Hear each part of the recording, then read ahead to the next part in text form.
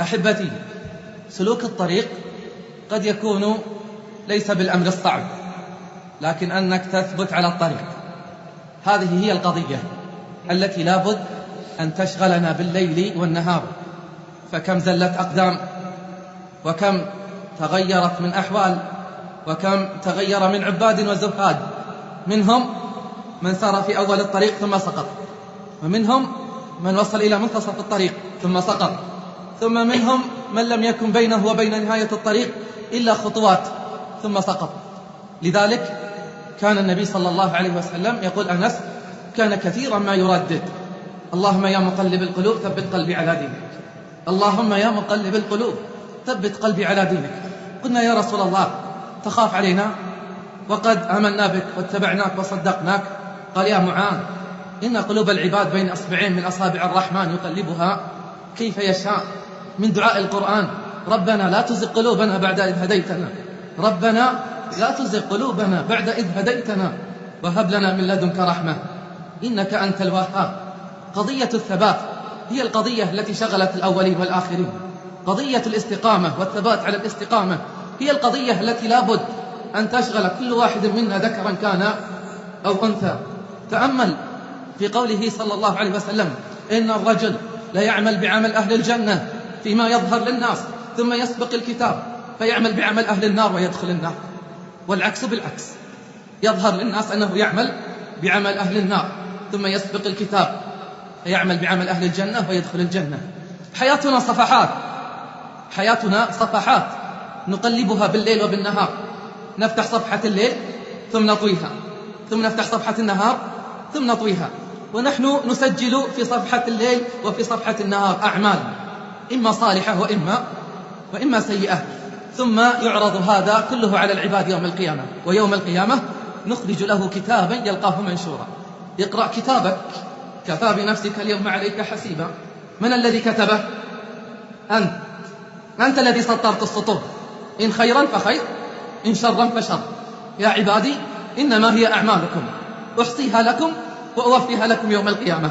من وجد خيرا فليحمد الله، ومن وجد دون ذلك فلا يلومن إلا نفسه.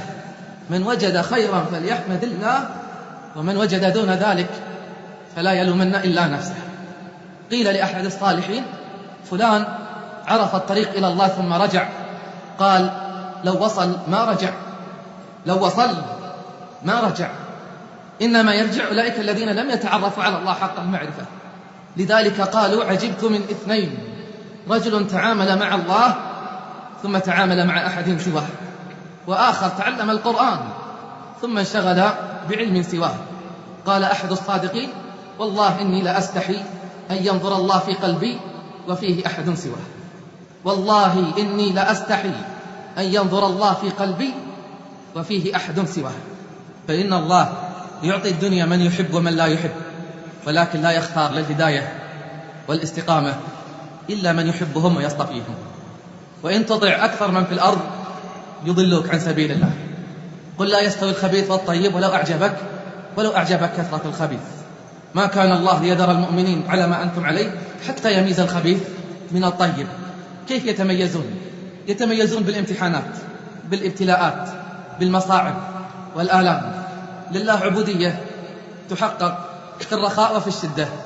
في الرخاء كثير يحقق العبودية لله رب العالمين، أما حين تواجههم امتحانات وصعوبات وخطوبات يسقط كثير. لذلك كان من سنة الله أن يبتلي السائرين على هذا الطريق، لأن الثمن غالي، ثمن الوصول إلى آخر الطريق غالي، كان لابد أن يدفع الثمن غالي. ألف لام ميم: أحسب الناس أن يتركوا أن يقولوا آمنا وهم لا يفتنون ولقد فتنا الذين من قبلهم فلا يعلمن الله الذين صدقوا وما أقلهم ولا يعلمن الكاذبين وما أكثرهم، مصداق قوله: وما أكثر الناس ولو حرصت بمؤمنين. وعلى الله فليتوكل المتوكلون. الطريق ليس بالسهل، بل مليء بالمصائب والآلام، محفوف بالمخاطر والهموم والغموم. ولقد تنزل على الأنبياء وهم أحب الخلق إلى الله من المصائب والآلام ما الله به عليم. لذلك قال ابن القيم: يا دني الهمة يا ضعيف العزم، الطريق طريق ناح فيه نوح، وألقي في النار الخليل، وأضجع للذبح إسماعيل، ونزل الضر على أيوب، وفقد الولد يعقوب، وأدخل السجن يوسف، ونشر بالمناشير يحيى، وشج رأس الحبيب. لكنكم تستعجلون. إذا نام المسافر واستطال الطريق فمتى يصل إلى المقصود؟ السلعة غالية، لذلك كان لابد أن يكون الثمن غالي. فماذا قدموا؟ قدموا كثير، قدموا في الطريق ما لا يخطر على البال. فالذين هاجروا وأخرجوا من ديارهم وأوذوا في سبيلي وقاتلوا وقتلوا، كل في سبيل الثبات، كل في سبيل نصرة هذا الدين. فلماذا ينتكس الشباب اليوم؟ لماذا ينتكس الشباب اليوم؟ والله لا ينتكس إلا الذي لم يستشعر الإيمان وحلاوته، والله لا ينتكس إلا الذي لم يستشعر الأنس والقرب بالله جل في علاه. إذا فرح أهل الدرهم والدينار بدنانيرهم، فرح أهل الآخرة بخلواتهم مع الله. إذا فرحوا بجاههم وسلطانهم وجلوسهم مع ملوكهم ووزرائهم، فرح أولئك بخلواتهم مع كتاب الله جل في علاه. إن مالت أنفسهم إلى الدنيا ذكرهم كلام الله بما أعد لهم في جنات النعيم.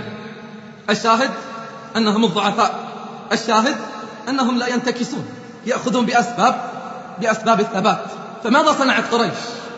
ماذا صنعت قريش بالضعفة والفقراء والمساكين؟ جروهم في طرقات مكة على وجوههم، أحرقوا جلودهم يمنة ويسرى، سجن وتعذيب واضطهاد، وما نكص منهم واحد على عقبيه. سجن وتعذيب واضطهاد، ما نكص منهم واحد على عقبيه. بلال حبشي ضعيف مسكين، صبت عليه قريش من العذاب ما الله به عليم، وما قدم لهم تنازلات، ما قدم لهم تنازلات، مع أنه باستطاعته أن يقدم تنازلات وهو معذور تحت وطأة العذاب. اليوم بدون تأثيرات خارجية يتساقط الشباب، اليوم بدون مؤثرات خارجية لشهوات عارضة أو لشبهات طارئة يتساقط كثير من الشباب والشيب.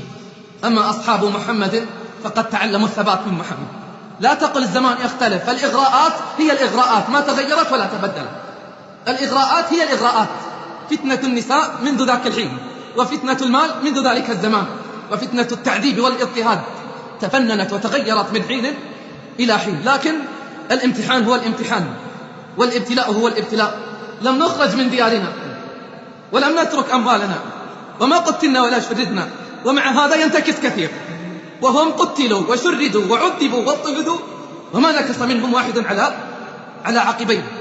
خير خباب وقد أسرته قريش، خيرته بين الكفر وبين الإيمان، وخرجوا به إلى التنعيم وصلبوه، ثم قبل صلبه وتعذيبه جاءه الخيار: أترضى أن محمدا مكانك وأنت بين أهلك؟ أترضى أن محمدا مكانك وأنت بين أهلك تأكل وتشرب منعم؟ قال: والله ما أرضى أن يشاك محمد بشوكة وأنا بين أهلي. أكفر تنجو؟ قال: أبد، لا أبدل الدين مهما كانت الإغراءات. خيروه، ساوموه على دينه، أبدا ما غير. أنشد وقال: لقد جمع الأحزاب حولي وألبوا قبائلهم واستجمعوا كل مجمع، ولقد جمعوا أبناءهم ونساءهم وقربت من جذع طويل ممنع، وما بحدار الموت إني لميت ولكن حدار جحم نار ملفع، ولقد خيروني الكفر والموت دونه ولقد هطلت عيناي في غير مجزع، ما بحدار الموت إني لميت ولكن حدار جحم نار ملفع، إلى الله أشكو غربتي ثم كربتي، وما أرصد الأعداء لي عند مصرعي، فعل بهم عجب العجاب، ومع هذا ما نكص منهم واحد على عقبيه. من أين تعلموا هذا؟ من أين استمدوا العزة والثبات؟ استمدوها من القرآن، ورب العزة يناديهم: ولا تهنوا ولا تحزنوا وأنتم الأعلون إن كنتم مؤمنين، إن يمسسكم قرح فقد مس القوم قرح مثله، وتلك الأيام نداولها بين الناس وليعلم الله الذين آمنوا ويتخذ منكم شهداء، أم حسبتم أن تدخلوا الجنة ولما يعلم الله الذين جاهدوا منكم ويعلم الصابرين.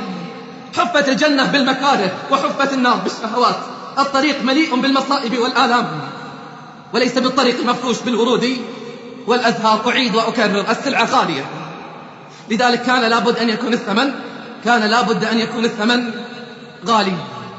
فماذا قدمنا؟ اسأل نفسك، ماذا قدمنا؟